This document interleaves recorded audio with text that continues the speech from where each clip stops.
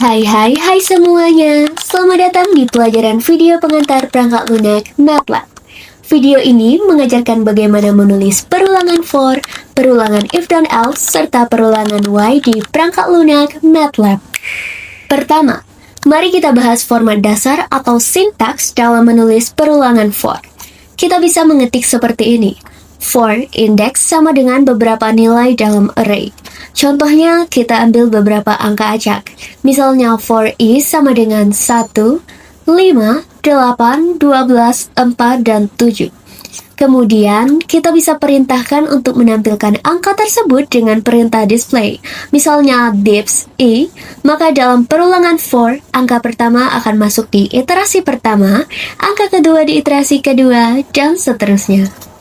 Kita bisa menggunakan tanda titik 2 untuk menandai rentang.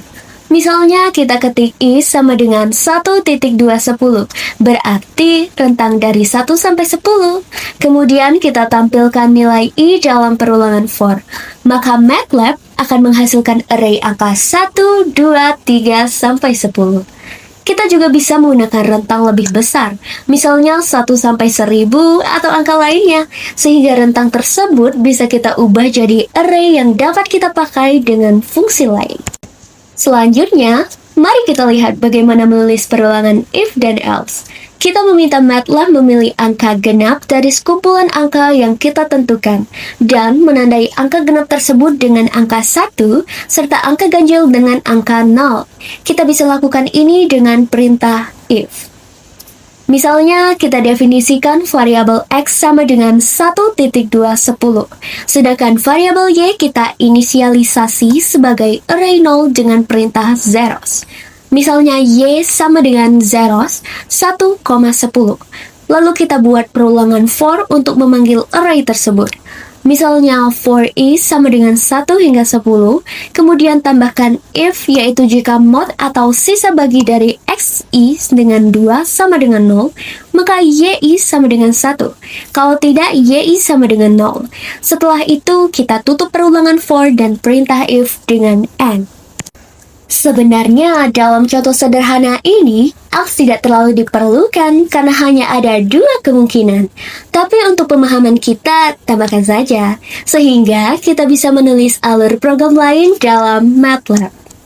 Kemudian, kita panggil variabel y dan hasilnya sesuai kita inginkan dalam format biner.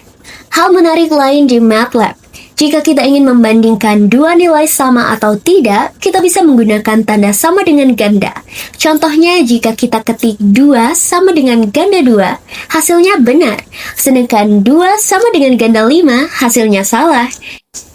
Jadi jelas, tanda sama dengan ganda bisa dipakai untuk membandingkan nilai dalam penulisan kode. Selanjutnya, mari kita bahas perulangan while. Misalnya, kita ingin mencari sebuah elemen dalam sebuah matriks. Kita ambil matriks X yang berisi angka 1 sampai 10. Jika kita ingin mencari angka 6 dalam matriks ini, kita bisa pakai perulangan while. Kita buat sebuah variabel deteksi yang kita inisialisasi dengan 0 untuk kondisi salah. Kemudian kita buat while dengan kondisi deteksi yang sama dengan 0. Dalam while, kita tingkatkan indeks i dengan 1 setiap kali perulangan. Jika xi sama dengan 6, maka tampilkan detected dan ubah deteksi menjadi 1 untuk keluar dari perulangan while. Ketika kita jalankan kode tersebut, maka akan muncul tulisan detected dan perulangan while berhenti saat mendapat angka 6, yang merupakan nilai yang kita cari pada perulangan. Ini adalah cara sederhana menggunakan perulangan for, if, else, dan while ketika kita ingin membuat algoritma untuk fungsi-fungsi yang lebih kompleks. Perulangan ini sering digunakan, namun jika dibandingkan dengan bahasa pemrograman lain seperti Python, MATLAB sedikit kurang efisien dalam perulangan. Jadi, sebaiknya hindari penggunaan perulangan jika tidak benar-benar diperlukan. Berdasarkan pemahaman sederhana ini, kita dapat menggunakan perulangan for, if, dan while untuk penulisan kode MATLAB yang lebih kompleks di masa depan. Sampai jumpa, semoga video ini bermanfaat untuk kita semua dan semoga harimu menyenangkan.